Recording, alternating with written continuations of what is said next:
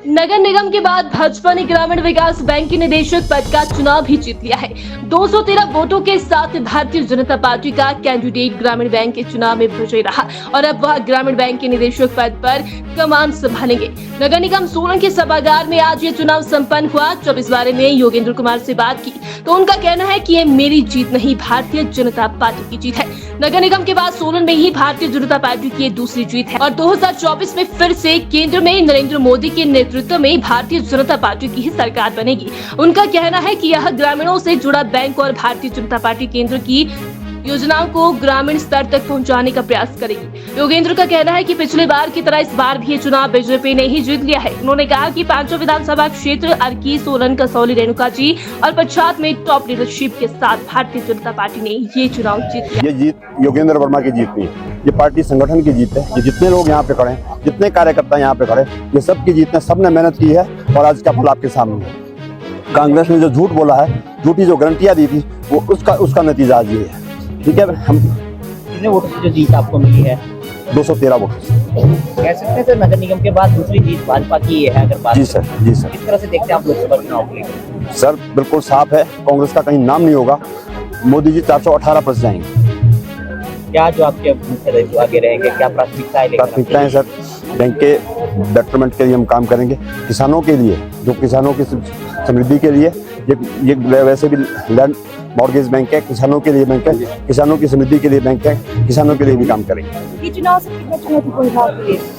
कोई चुनौतीपूर्ण नहीं था, इतने लोग रहे, कोई चुनौतीपूर्ण नहीं था। जीत के भाई।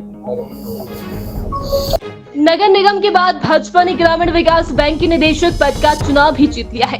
213 वोटों के साथ भारतीय जनता पार्टी का कैंडिडेट ग्रामीण बैंक के चुनाव में विजयी रहा और अब वह ग्रामीण बैंक के निदेशक पद पर कमान संभालेंगे।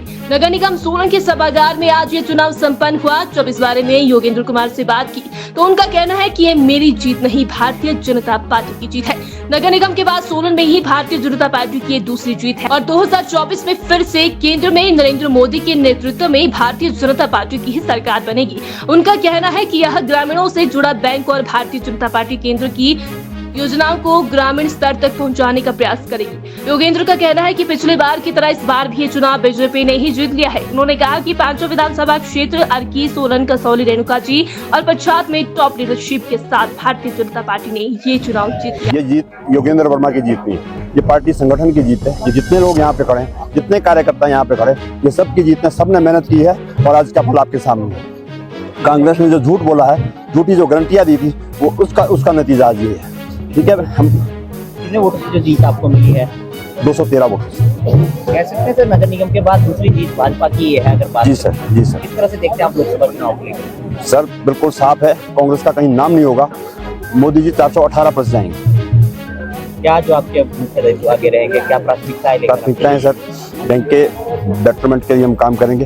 किसानों के लिए, जो किसानों की समृद्धि के लिए, ये वैसे भी लैंड मॉर्गेज बैंक है, किसानों के लिए बैंक है, किसानों की समृद्धि के लिए बैंक है, किसानों के लिए भी काम करेंगे। ये चुनाव से कितना चुनौतीपूर्ण था आपके लिए? कोई चुनौतीपूर्ण नहीं था, इतने लोग रहे, कोई चुनौतीपूर्ण नहीं था। जीत के भाई।